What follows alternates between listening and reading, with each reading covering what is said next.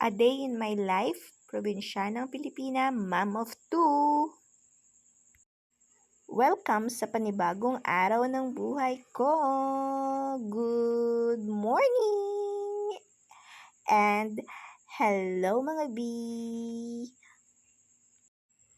Time check mga B, 4 a.m. Nagigising na ako at nagpipray and ikikiss ang mga babies ko. And 7 a.m. mga B, lalabas na kami niyan.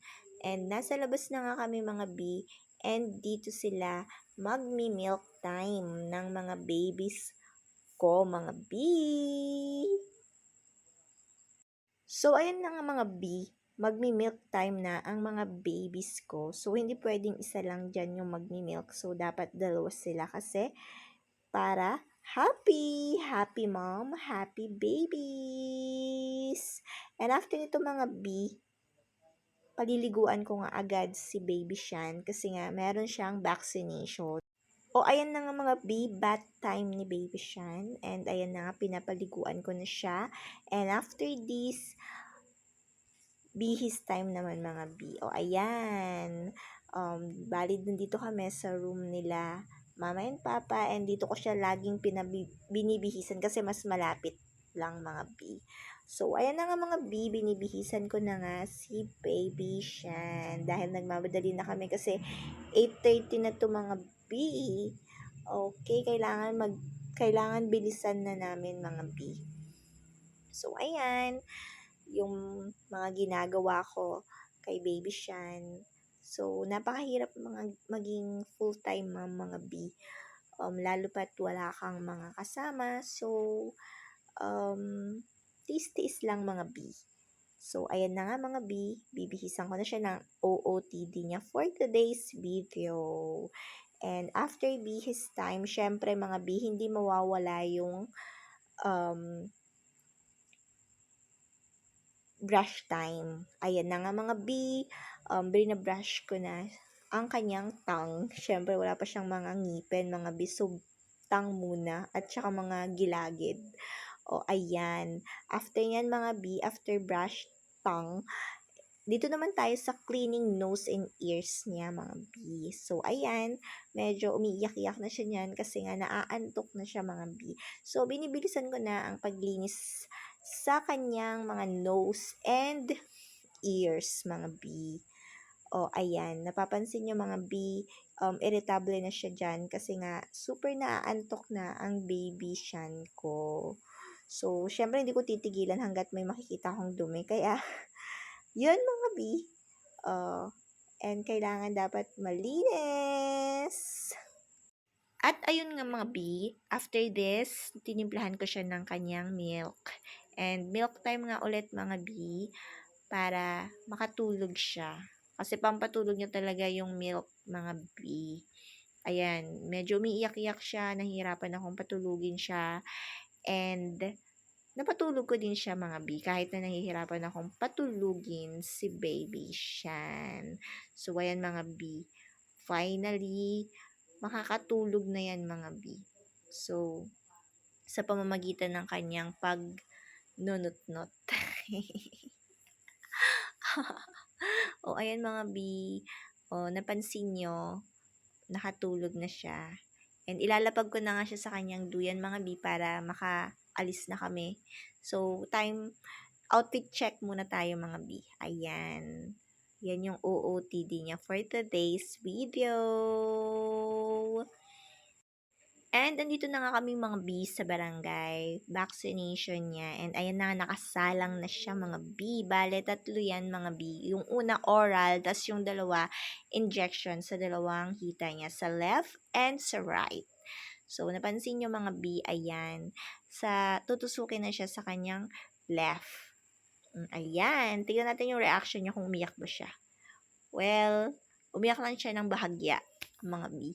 Hindi siya umiyak ng todo. So, next naman mga B, i-inject naman ang kanyang nasa right na legs. Ayan, mga B. Ready na ba kayong marinig yung iyak niya, mga B? Ayan. Diniscuss muna ni nurse na kailangan kong i-cold compress siya. Para sa gano'n, hindi tumigas ang kanyang legs. And in-explain niya na lalagnatin din yung si Sean kasi nga masakit yung injection na yun. So, ayun na nga mga B. In-inject na siya and tapos na. And finally, umiyak na din siya mga B. Super iyak niya sa pangalawa, sa right side. Kasi yun yung masakit daw na injection, sabi ng kanyang nurse. So, ayan mga B, nakauwi na kami and nagpabibo naman ang aming baby Chloe. Good girl yan. Marunong nang magtupi mga B. Ayan, nakikita nyo. Yeah, tinutupi niya yung mga samples from TikTok. Thank you so much. And ayan nga mga B, sleeping time again. Pinaslip namin si Baby Shan sa kanyang duyan kasi nga irritable siya. And after that, next in line, si Chloe naman, ipoponytail ko yung kanyang hair. So, ayan mga B, pinonytail ko na ang kanyang hair. So, napakaganda niya ng mga B. Tignan nyo. Charis. Ayan. Ipoponytail ko siya para maganda siya habang maglalaba ako. So, unahin ko muna ang baby ko bago ako maglaba. Para no worries. So, ayan na nga mga B. Natapos na ang kanyang hairdo for today's video. Ganda yarn. And after that, mga B, syempre, kiss muna pampalakas bago maglaba. Ayan. Kiss, kiss, kiss, kiss. And talagang giver naman siya. And ayun na mga B, labat time 1 p.m. Napakainit mga B. So, kahit mainit, maglalabat tayo para hindi tayo matambakan kasi buhay ng mahirap, mga B. Labat time. Dahil wala tayong yaya, labandera.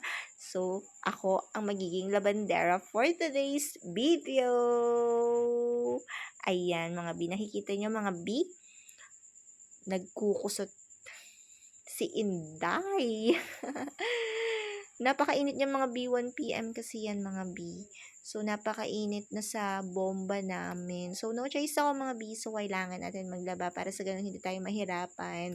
Matambakan ng napakadaming labada for today's video. Oo. Ayan. Kusot-kusot mga B hanggang matapos. So, bali ang nilaba ko dito mga B, yung damit ni Chloe and damit ko lang. At yung bedsheet namin, syempre, para bumangon naman mga B. Nagpalit ako. So, ayan mga B. And after kong magkusot mga B, syempre, kailangan natin magbomba. Bomba time naman mga B. So, ayan, nagbobomba ako kasi wala naman kaming faucet. Yan ang buhay ng mahirap. Oh no! Manifesting sa faucet. Charis. So, ayan mga B, tapos na tayong magbomba. So, after natin magbomba ulit, banlaw time naman mga B. Ayan, magbabanlaw na si Inday. Ayan. So, bale sa pagbanlaw, 4 yan mga B. So, kailangan banlawin mabuti. Tapos, yung last na banlaw natin is, syempre, may downing. So, ayan mga B, after natin magbanlaw, so isasampay na yun mga B. What an exhausting day mga B. Nakakapagod, pero fulfilling mga B. So, ayan. So, ayan ang itsura ko mga B. Diyos mio, marimar. And after yan mga B, nagutom yarn. Kumain ako mga B dahil napagod ako and napansin nyo tulog pa rin ang aming baby Shan. And binantayan nga ito ng aking mami. And ito naman mga B. Siyempre, after kumain, higamod muna tayo. While lambing-lambing sa aking taba-ching-ching. Ayan, sarap ikis, napakalambot, parang kutsyon mga B. Anyways, mga B, promote time naman tayo dahil pinadalan tayo ng ating mahal na TikTok shop. And ito nga mga B, napakaganda. Binigay nila ito para sa aking mga babies. And nagising na yan. Ayan mga B, nagising na ang aming prinsipe. Napaka-pogi yarn. Binihisan ko na pala yan mga B para mabango na siya. And ayan mga B, nilapag ko siya ulit, nag-playtime siya sa kanyang laruan. Sa TikTok yan mga B. Order na kayo mga B. And tinimplahan ko siya ng milk kasi it's milk time ulit mga B. So, ayan mga B, pinapadede ko ulit si Baby Shan. Formula tayo mga B dahil hindi tayo pinalat. And ayan mga B, 8 p.m. na. Gising na yung mga babies ko. And binihisan ko na nga din sila ulit para sleeping time. So, harutan muna while watching TV mga B. And ayan na nga mga B, 8:30 p.m. Nandito na kami sa aming room. And papatulugin ko na nga itong si Baby Shan dahil irritable na siya ulit. Ewan ko ba kung bakit. Siguro dahil sa kanyang injection. Siguro masakit pa rin. So, nandito na kami sa aming room and papatulugin ko na siya mga B. And ayan mga B, ganyan lang yung ginagawa ko sa kanya. And nakakatulog siya mga B. O, pansin nyo mga B, pasilip-silip lang yan mga B. Pero, tulog na yan. O, 'di ba? Ang galing ko magpatulog mga B. Yan ang trabaho ng full-time mom. Napaka-fulfilling mga B. Ayan. Sleep na yan mga B. And ayan nga.